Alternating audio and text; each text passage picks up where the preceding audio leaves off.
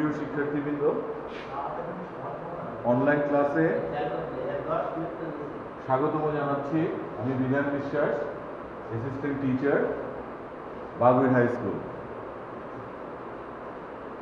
আজকে অষ্টম, নবম এবং দশম শ্রেণীর ইংরেজি সেকেন্ড পেপার গ্রামার। আমরা গত ক্লাসে বলেছিলাম যে ন্যারেশন টপিকটা একটু লেন্দি, যার কারণে ধারাবাহিকভাবে কয়েকটা ক্লাস লাগবে এটা শেষ হতে। ধারাবাহিকতার আজকের পর্যায়টা হচ্ছে ইম্পারেটিভ সেন্টেন্স। আমরা সবাই জানি অ্যাসার্টিভ সেন্টেন্স কিভাবে করতে হয়, ইন্টারোগেটিভ সেন্টেন্স কিভাবে করতে হয়। আজকে আমরা শুরু করব ইম্পারেটিভ সেন্টেন্স। ইম্পারেটিভ সেন্টেন্সটা আমরা চিনব কি করে? ইম্পারেটিভ সেন্টেন্স চিনার উপায় হচ্ছে শুরুতেই ভার্ব অথবা লেট। অ্যাসার্টিভে আমরা দেখেছিলাম শুরুতে সাবজেক্ট। ইন্টারোগেটিভে আমরা দেখেছিলাম শুরুতে অক্সিলারি ভার্ব অথবা WH কোশ্চেন। আর আজকে আমরা দেখতে পাচ্ছি ইম্পারেটিভ সেন্টেন্সের শুরুতে ভার্ব থাকবে অথবা লেট। এখন আমরা তিনটা সেন্টেন্স দেখি। প্রথম সেন্টেন্সটা দেখো, the teacher said to the students stand up। এই যে স্ট্যান্ড, এটা একটা ভার্ব, তার মানে বুঝাই যাচ্ছে সেন্টেন্সটা imperative. Mother said to her son don't run in the sun। don't negative verb, তার মানে বুঝাই যাচ্ছে এটা imperative. he said to me please give me your pen। এই প্লিজটা এডিশনাল শব্দ, এটা আমরা ধরবো না, ধরবো গিভ। তার মানে কি শুরুটা আলটিমেটলি ভার্ব দ্বারাই হইল। সুতরাং এখানে তিনটা সেন্টেন্সই কি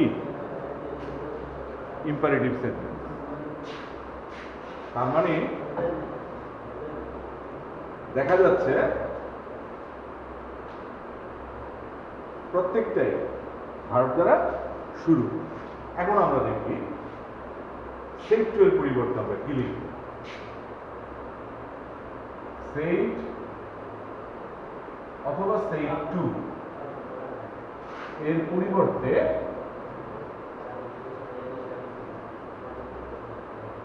কি লিখব? এই ক্ষেত্রে আমার অর্থটা বোঝাটা একটু দরকার। এই জন্য said to এর পরিবর্তে আমার তিনটা ওয়ার্ড ব্যবহার করতে হবে, তিনটা ভার্ব ব্যবহার করতে হবে। এক নাম্বার অর্ডার,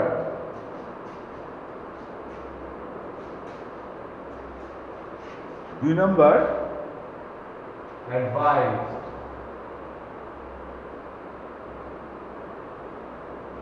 তিন নাম্বার রিকোয়েস্টেড।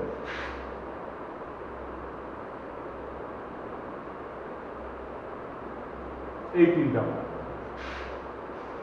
আমি যদি said to এর পরিবর্তে এই তিনটা ব্যবহার করি, তবে লক্ষ্য রাখতে হবে এখানে স্পিকার কাকে বলছে এবং সেই বক্তব্যটা কি বোঝাচ্ছে। যদি তুমি দেখো যে বক্তব্যটা আদেশ বুঝাইতেছে,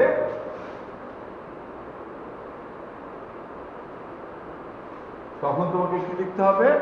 অর্ডার্ড। যেমন এই প্রথম সেন্টেন্সটা, টিচার স্টুডেন্টকে বলতেছে স্ট্যান্ড আপ। নিশ্চয়ই টিচার ছাত্রদেরকে আদেশ করতেছে। তারপর দেখো mother said to her son don't run in the sun। রৌদ্রে দৌড়াদৌড়ি করো না। তার মানে মা তার ছেলেকে কি করতেছে? নিশ্চয়ই উপদেশ দিচ্ছে। আর যদি উপদেশ বোঝায় তবে আমাকে লিখতে হবে অ্যাডভাইসড। লাস্টের সেন্টেন্সটা he said to me please give me your pen. এখানে প্লিজ থাকাতে এমনিই বোঝা যাচ্ছে যে নিশ্চয়ই এটা কি করতেছে, অনুরোধ করতেছে।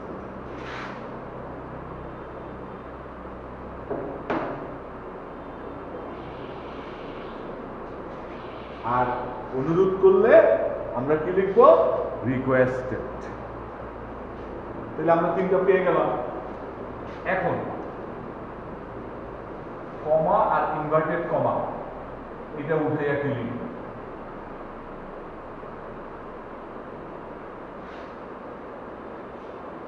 অ্যাসার্টিভ সেন্টেন্সে আমরা এই জিনিসটা উঠাইয়া কি লিখছি, দ্যাট। ইন্টারোগেটিভ সেন্টেন্সে আমরা কি লিখছিলাম মনে আছে, ইফ অথবা WH কোশ্চেন। তাহলে ইম্পারেটিভে কি লিখব?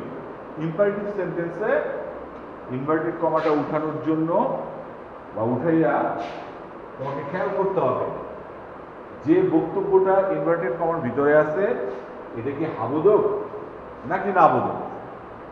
যদি হাবোধক হয় তাহলে লিখতে হবে টু, TO2।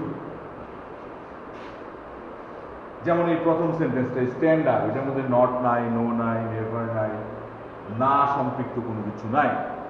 এই জন্য এখানে কমা ইনভার্টেড কমাটা তুলে আমার লিখতে হবে কি, টু। কিন্তু পরের বাক্যটাই দেখো, ডোন্ট রান ইন দ্য সান।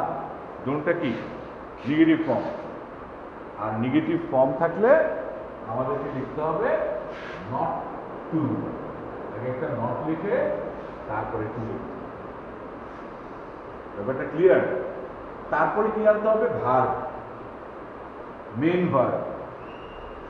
তবেই এগুলা করা সম্ভব।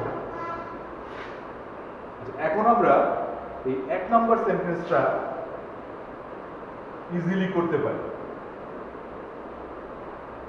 সেট টুটা বাদ দিয়ে আমাদের কি লিখতে হবে, যেহেতু স্ট্যান্ড আপ প্রথমটা অর্ডার, তাহলে লিখি আমরা টিচার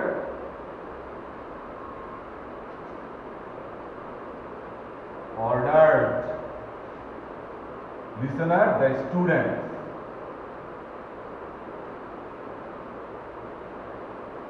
এখন আমার এই কমাটা তুলে কি লিখবো, যেহেতু এটা হাবোধক তাহলে নিশ্চয়ই টু লিখতে হবে। লিখলাম টু। তারপরে কি লিখবো, আমি একটু আগে বলছি, তারপর লিখতে হবে V1। আর V1 কি এখানে, স্ট্যান্ড, স্ট্যান্ডিং, স্ট্যান্ড আপ।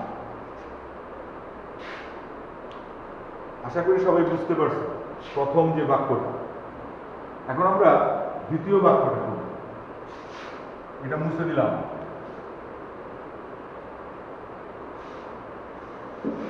দ্বিতীয় বাক্যটা আমরা এইখানে করব। Mother said to her son don't run in the sun. রৌদ্রে দৌড়াদৌড়ি করো না। তার মানে নিশ্চয় এটা কি বুঝাচ্ছে, উপদেশ। আর উপদেশ দিলে কি লিখতে হবে, সেড টু বাদ দিয়ে অ্যাডভাইস। আমরা ফার্স্টে স্পিকার লিখি মাদার, সেড টু বাদ দিই, অ্যাডভাইস লিখি,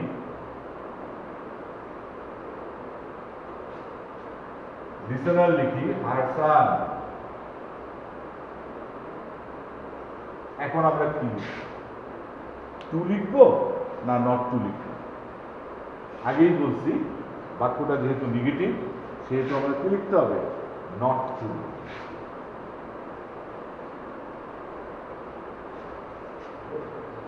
তারপর জাস্ট কি, V1 রান, ডোন্টটা বাদ যাবে, ইন দ্য সান। হয়ে গেল। সেকেন্ড উদাহরণটা সবাই লিখতেছ? আশা করি লেখা শেষ।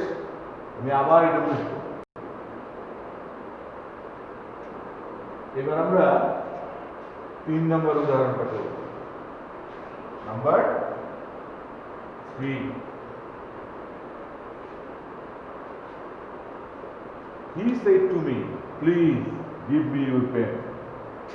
প্লিজটা থাকাতে আমরা নিশ্চিত যে এই সেন্টেন্সটা কি নিশ্চয়ই কোনো না কোনো অনুরোধ বোঝাচ্ছে, আর অনুরোধ হইলে রিকোয়েস্টেড। তাহলে এখন লিখি স্পিকার, হি রিকোয়েস্টেড মি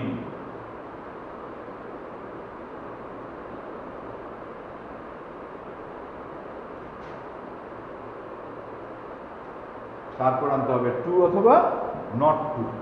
আর খেয়াল রাখতে হবে এই যে প্লিজ যে আছে, এই প্লিজ কথাটা আর থাকবে না, যেহেতু আমরা রিকোয়েস্টেড লিখে ফেলছি এই জন্য আর প্লিজটা লাগবে না। এখন আমরা দেখি টু লিখবো না নট টু লিখবো। গিভ মি ইউর পেন, এটা একটা হাবুডক বাক্য, তাহলে নিশ্চিত এখানে টু হবে, তাই না? তারপর কি লিখবো? V1, এর ভার্ব কোনটা? গিভ, তাহলে আমরা গিভ লিখি। তারপরে একটু ঝামেলা, সেটা কি মি, আবার সেই অ্যাসার্টিভ ইন্টারোগেটিভের মধ্যে চেঞ্জ করতে হবে। মিটা কোন পারসন? ফার্স্ট পারসন, তাহলে আমরা স্পিকারের দিকে তাকাবো। স্পিকার হি আছে, এটা হয়ে যাবো হিম।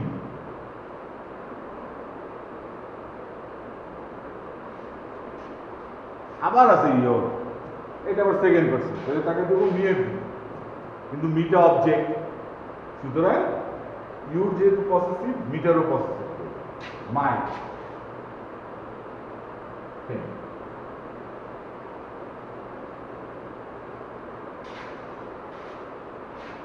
এই যে তিনটা সেন্টেন্স আমরা শিখলাম, তিনটা রিপোর্টিং ভার্বের জন্য, এবং এগুলা সবগুলাই ছিল শুরুতে কি আর, কিন্তু লেট দ্বারা মতো হইতে পারে, যখন লেট দ্বারা হবে তখন কিন্তু আবার ডিফারেন্ট থিং, অন্য জিনিস। লেট দ্বারাও ইম্পারেটিভে মিল করে,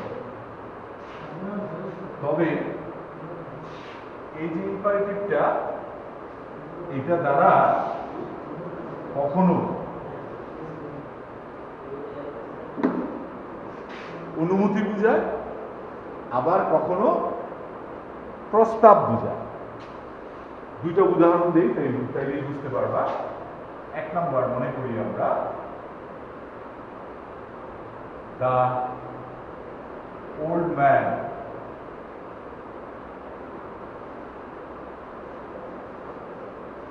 said to the woman, let me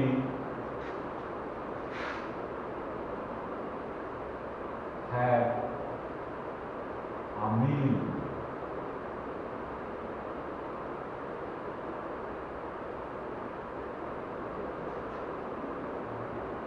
আমাকে আহার গ্রহণ করতে দিন। তাহলে এখানে খেয়াল করো, লেটের পরে কি আছে? মি। মানে লেটের পর যদি আজ না থাকে বা প্লুরাল অবজেক্ট না থাকে, তখনই এটা হবে কি? অনুমতি। তাহলে এই সেন্টেন্সটা অনুমতি প্রকাশ করে, অনুমতি। আরেকটা এক্সাম্পল দেখি, he said to us, বা মিও বলতে পারি আমি, he said to me, let us go out for a walk. খেয়াল করো, দ্বিতীয় যে বাক্যটা আমি লিখলাম, লেটের পরে কি আছে? আজ। তার মানে চলো আমরা বেড়াতে যাই। তাহলে এটা দ্বারা কি বোঝাচ্ছে? প্রস্তাব। এটা দ্বারা বোঝাচ্ছে প্রস্তাব। এখন আমরা দেখি অনুমতি হইলে যে সেই টু এটা বাদ দিয়ে কি লিখবো, কমা ইনভার্টেড কমা দিলে কি লিখবো, তারপরে স্ট্রাকচারটা কিভাবে সাজাবো। আবার বলতেছি, যখন নাকি কোনো সেন্টেন্স অনুমতি বুঝাবে তখন এই সেই টুটা বাদ দিয়ে তোমার লিখতে হবে অ্যাসার্টিভ সেন্টেন্সের মতো। অ্যাসার্টিভ সেন্টেন্স কি লিখছিলাম মনে আছে? সেই টু বাদ দিয়ে টোল্ড, এইখানে আমরা টোল্ড লিখব। লিখতে হবে the old man told listener the woman.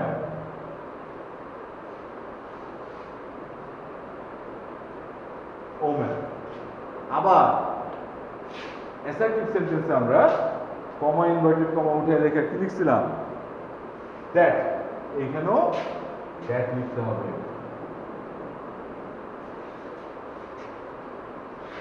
তারপর আনতে হবে আমার সাবজেক্ট। কিন্তু এই যে মি যে এটা কিন্তু সাবজেক্ট আকারে নাই, এটা অবজেক্ট আকারে আছে। তাহলে আমরা এটাকে সাবজেক্ট বানাই। আমরা জানি বি এর সাবজেক্ট কি? আই। এখন দেখবো আইটা কোন পার্সন, এটা ফার্স্ট পার্সন। তাহলে আমি কোন দিকে তাকাবো? স্পিকার। স্পিকার কি? The old man. তখন আই না লিখে আমাকে এখানে লিখতে হবে হি।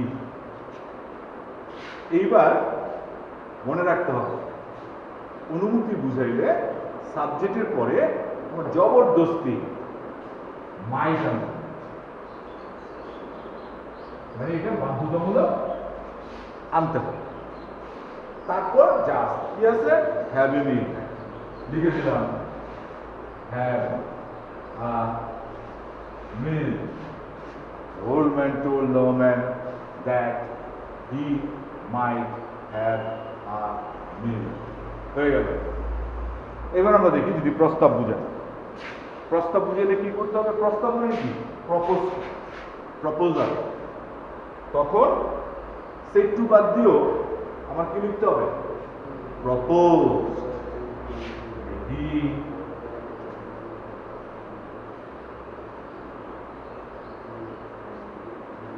এখানে আমরা হিটা না লিখে খেয়াল করো সবাই, দে লিখি। দে দে যেহেতু প্রস্তাব প্লুরাল হইলে ভালো। তাহলে দে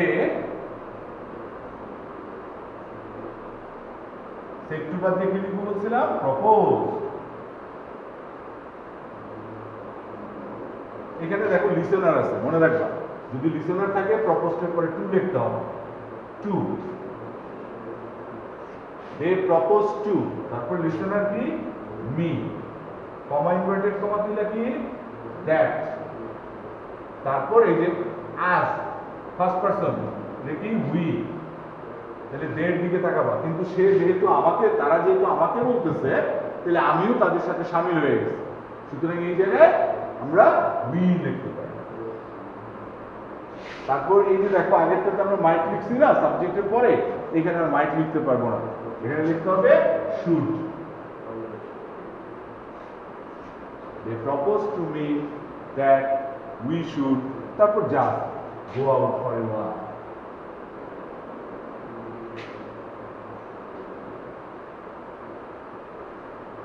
Go out for a walk. তাহলে আমরা এখন দেখে ফেললাম ভার্ব দ্বারা শুরু হইলে কিভাবে ইম্পারেটিভ করতে হয়, লেট দ্বারা শুরু হইলেও কিভাবে ইম্পারেটিভ করতে হয়। আশা করি তোমরা বুঝতে পারছো। এখন আমি অল্প কয়টা এক্সারসাইজ দিব, এগুলো HW হিসেবে ক্লাস শুরু হলে আমাকে শো করবে।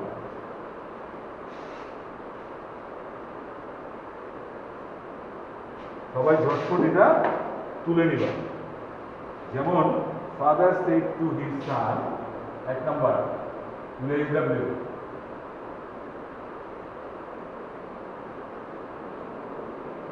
Father said to his son,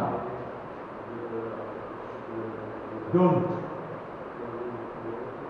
waste your time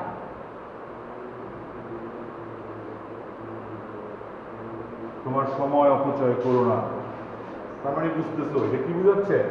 উপদেশ। Rafiq said to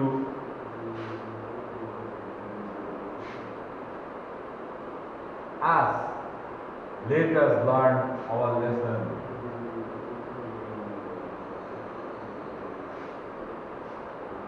Say to us, let us learn our lesson. মানে রফিক আমাদেরকে বললো চলো আমরা আমাদের পাঠ শিখি। তার মানে প্রস্তাব। The teacher said to the student,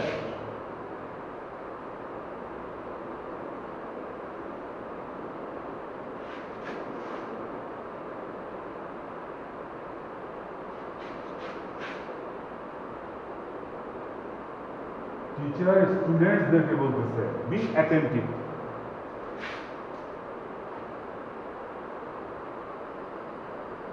তার মানে মনোযোগী হও। টিচার যেহেতু স্টুডেন্টদেরকে বলতেছে, এটা সাধারণত অর্ডার। ইচ্ছে করে তুমি এখানে অ্যাডভাইসও লিখতে পারো। আরেকটা লক্ষণীয় ব্যাপার যেটা গুরুত্বপূর্ণ, তুমি যদি দেখো যে এমন একটা বাক্য, এই বাক্যটা দ্বিধাদ্বন্দ্বের মধ্যে পড়ে গেছে, এদিকে আদেশ বুঝাইতেছে, উপদেশ বুঝাইতেছে, না অনুরোধ বুঝাইতেছে, তুমি বুঝতেছো না, তখন কি করবো জানো? এই সেড টু এটা বাদ দিয়া অ্যাসার্টিভের মতো টোল্ডও যদি লিখে দাও, এটা ভুল হবে না। কিন্তু কমা ইনভার্টেড কমা তুলা ইম্পারেটিভে যেটা লিখতে হয় সেটা লিখবা, বা ইম্পারেটিভ যেমনি করতে হয় সেভাবে লিখে দেবে।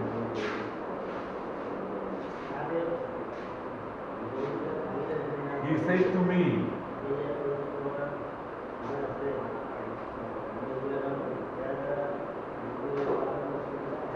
let me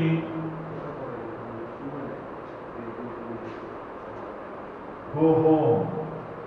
আমাকে বাড়ি যাইতে দিন না। তার মানে এটা অনুমতি ছিল। লাস্ট ওয়ান, পাঁচটাই। My brother said to me,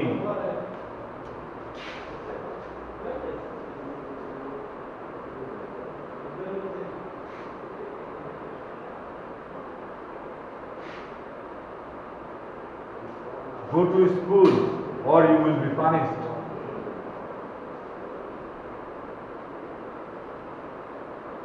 Or you will be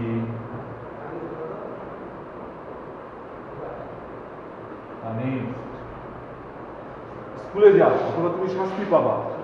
তার মানে এটা উপদেশ দিতে না, ভাই আমাকে উপদেশ দিতেছে, go to school or you will be punished। এখানে দেখো or আছে, or একটা কনজাংশন, কনজাংশনের পরে আবার সাবজেক্ট চেঞ্জ করতে হবে, আবার ভার্ব চেঞ্জ করতে হবে, যেভাবে চেঞ্জ করতে হয় এভাবে করতে হবে। তাহলে আমি এখানে কয়টা এক্সারসাইজ দিলাম? মাত্র 5টা, এবং এগুলো সব ইম্পারেটিভ সেন্টেন্স। ধারাবাহিকতার ক্লাস হিসেবে আজকে ছিল আমাদের ন্যারেশনের ইম্পারেটিভ সেন্টেন্স, তারপরে আমরা অবজেক্টিভ করব, এক্সক্লামেটরি করব, টু বি কন্টিনিউ, এটা চলতে থাকবে ধারাবাহিক সিরিয়ালের মতো। আজকের পরে আমরা ন্যারেশনই অন্য আরেকটা টপিক করব, সেটা হচ্ছে অবজেক্টিভ। তার মানে এখন আমরা এই পর্যন্তই কি করতে পারি? সমাপ্ত ঘোষণা করতে পারি। আজকের ক্লাস এই পর্যন্তই শেষ। তোমাদের সবাইকে ধন্যবাদ। সবাই ভালো থাকবে।